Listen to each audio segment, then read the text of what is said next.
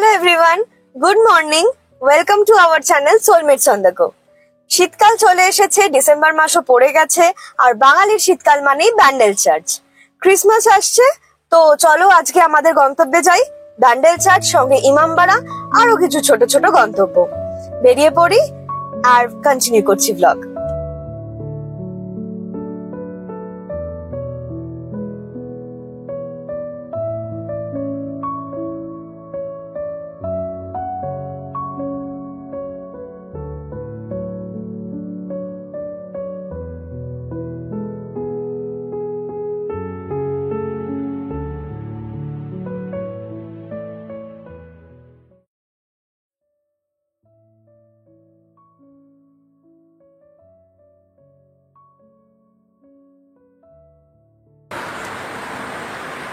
আমরা একটু এখন দাঁড়ালাম, একটু চাটা খাবো রাস্তার ধারে।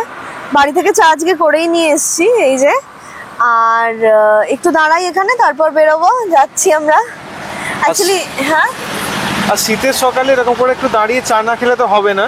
সে তো নিশ্চয়ই, অবশ্যই। আর একটু চা, একটু বেশি একটু হালকা ধোঁয়া ওঠা চা, এরকম একটা সুন্দর হাইওয়ে, একটা গন্তব্য, আর আমরা, এটাই হচ্ছে Soulmates on the go. Yes of course. তাহলে একটু চাটা খেয়ে নিই, তারপরে যাচ্ছি আবার। আর আমরা কতটা দূরে আছি এখান থেকে? আমরা প্রায় ব্যান্ডেলের কাছাকাছি আছি, মোটামুটি আর মিনিট 15-20-র মধ্যে আমরা ব্যান্ডেল চার্চের সামনে পৌঁছে যাবো। ব্যান্ডেল চার্চ পশ্চিমবঙ্গের অন্যতম প্রাচীন ও সুন্দর চার্চ, যার গাথা জড়িয়ে রয়েছে পর্তুগিজদের সময়কার নানা কাহিনী। আজ তোমাদের দেখাবো এই চার্চের বিশেষত্ব, ইতিহাস এবং কিছু অজানা তথ্য। চলো ভেতরে যাই। ব্যান্ডেল চার্চের পুরো নাম হলো ব্যাসিলিকা অব দ্য হোলি রোজারি। 1599 সালে পর্তুগিজরা এই চার্চটা প্রতিষ্ঠা করে। সেই সময় পর্তুগিজ উপনিবেশের সবথেকে প্রধান উপাসনাস্থল ছিল এই ব্যান্ডেল চার্চ। এখন বাজে প্রায় সকাল 11টা। আমরা ব্যান্ডেল চার্চ পৌঁছে গেছি, ঢুকে গেছি ভেতরে। আর এখানে কোনো প্রবেশ মূল্য নেই।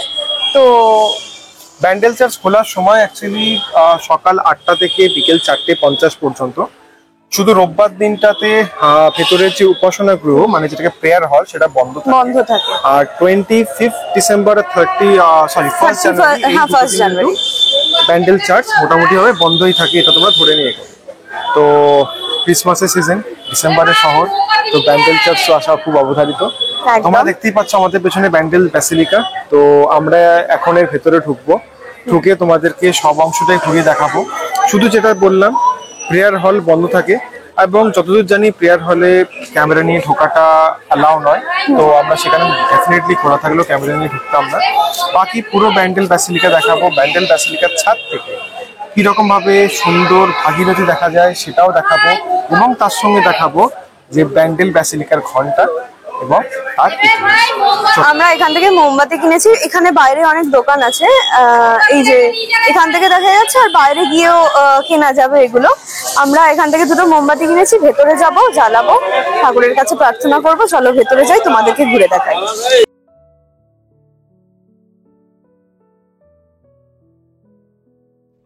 তোমরা কি জানো যে এই চার্চ একবার ধ্বংস হয়ে গিয়েছিল? 1632-এ মুঘল সম্রাট শাহজাহানের সেনাপতি কাসিম খানের আক্রমণে হুগলির বন্দরের সাথে সাথে ব্যান্ডেল চার্চও কিন্তু ধ্বংস হয়ে যায়। পরে 1660 নাগাদ এটার আবার পুনর্নির্মাণ করা হয়, এবং সেই সময় থেকেই এই চার্চ ব্যান্ডেল চার্চ নামে পরিচিত। ব্যান্ডেল কথাটার অ্যাকচুয়াল মানে হচ্ছে ঘাট বা পোর্ট, যা এই এলাকার প্রাচীন ইতিহাসের সাথেও জড়িত। এখানকার পরিবেশ অত্যন্ত পবিত্র এবং শান্তিপূর্ণ। এখানে মাদার মেরির একটা বিশেষ মূর্তি আছে, যা ব্যান্ডেল চার্চের প্রধান আকর্ষণ। ব্যান্ডেলের মূল গির্জায় ঢোকার আগে আমরা এখন দাঁড়িয়ে আছি ব্যান্ডেলের গার্ডেনে। তোমরা এসে দেখতে পাচ্ছ যে আমার পেছনে চার্চের এই সুবিশাল গার্ডেনটা রয়েছে। এটা খুবই সুন্দরভাবে ডেকোরেটেড, খুব সুন্দরভাবে মেনটেন করা হয়। তো মূল চার্চে ঢোকার আগে আমার হঠাৎ করে মনে হলো আমাদের যে একটু এরকম একটু হালকা শীতের বেলার রোদ, হালকা গরম লাগছে, তো এতে একটুখানি জাস্ট বাইরের দিকটা একটু ঘুরে নি। একটু ঘুরে নি, তোমাদেরকেও ঘুরে দেখাচ্ছি। আমি এসছিলাম ধরো এখান মানে 2-3 বছর আগে আমরা একবার এসছিলাম, বছর 2-3 আগে এসেছি। হ্যাঁ বছর 2-3 আগে আমরা এসছিলাম। তখন এই মাঠটাতে মানে আমরা 25শে ডিসেম্বরের দিনে এসছিলাম, তখন এই মাঠে এত বিভৎস ভিড়, মানে জাস্ট লোক দাঁড়ানোর জায়গা নেই। আর হ্যাঁ, আর একটা কথা বলে দিচ্ছি, এখানে কিন্তু খাবার নিয়ে ঢুকে মানে খাবার নিয়ে বসে পিকনিক করা কিন্তু একদম অ্যালাউ না, এটা আগে থেকে বলে দিচ্ছি, তোমরা একটু মাথায় রেখো। এই ব্যান্ডেল চার্চের আর্কিটেকচার ইউরোপিয়ান রেনেসাঁ স্টাইলে তৈরি। ব্যান্ডেল চার্চের গার্ডেনটা ঘুরে দেখার পর আমরা চলে এসেছি ব্যান্ডেল চার্চের ভেতরে। এটা গ্রাউন্ড ফ্লোরেই একটা প্রার্থনা স্থান। এখানে প্রচুর মোমবাতি জ্বালাচ্ছে সবাই, মোমবাতি ধূপ জ্বালিয়ে ঠাকুরের কাছে প্রেয়ার করছে। চার্চের ভেতরে ঢুকলেই চোখে পড়বে এক অনন্য পরিবেশ।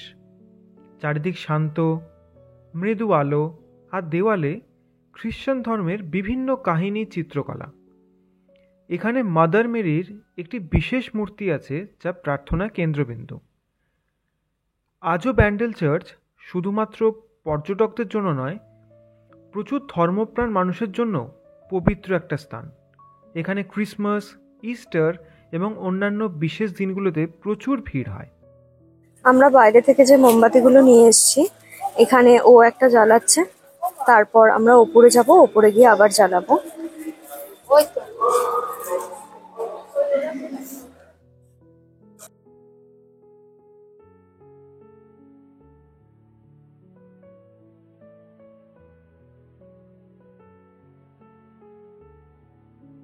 সিঁড়ি দিয়ে এখন উঠে এলাম ব্যান্ডেল চার্চের ছাদে।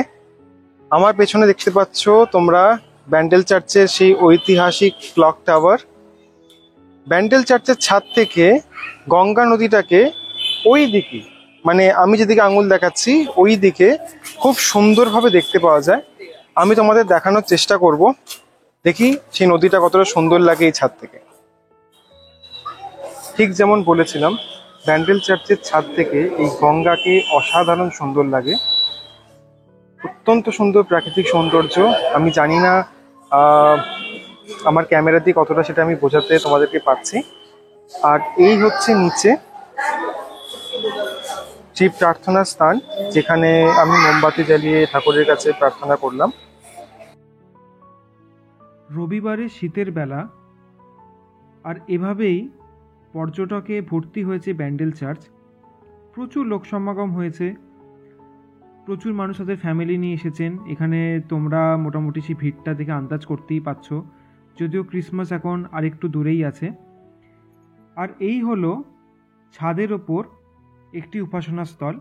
তোমরা যারা চার্চের ইতিহাস আরও ডিপলি জানতে চাও, তোমরা এখান থেকে চার্চের ইতিহাসে জানতে পারবে। আর এখানে ও মোমবাতি জ্বালাচ্ছে, এখন মোমবাতি জ্বালিয়ে মাদার মেরির সামনে প্রেয়ার করছে। এই চার্চের সবথেকে আকর্ষণীয় অংশটাই হলো এর বিশাল ঘণ্টা, যা পর্তুগিজ নাবিকরা চার্চকে উপহার হিসেবে দিয়েছিল। বলা হয় একবার সমুদ্রযাত্রায় বিপদে পড়া নাবিকরা অলৌকিকভাবে রক্ষা পান এবং সেই কৃতজ্ঞতা স্বরূপ তারা এই ঘণ্টাটা চার্চকে উপহার দেয়। এই ঘণ্টার শব্দ একটা সময় চারিদিকে ছড়িয়ে পড়তো, যা সেই সময় নাকি নাবিকদেরকে পথ দেখাতো। তাই এটা কেবল ধর্মীয় প্রতীক না, সমুদ্রপথে নাবিকদের জন্য দিশারিও বটে। এই সেই ঐতিহাসিক মাস্তুল যা পর্তুগিজ নাবিকরা চার্চকে কৃতজ্ঞতা স্বরূপ দান করেছিলেন। এই ভিডিওটা যদি তোমাদের ভালো লেগে থাকে তাহলে লাইক, শেয়ার আর সাবস্ক্রাইব করতে একদম ভুলো না। কমেন্ট করে অবশ্যই জানাবে আমাদের কন্টেন্ট তোমাদের কেমন লাগছে। আজকের এই ভিডিওটা এখানেই শেষ করছি। দেখা হচ্ছে নেক্সট ব্লগে ইমামবাড়া আর হংসেশ্বরী মন্দির নিয়ে। টাটা।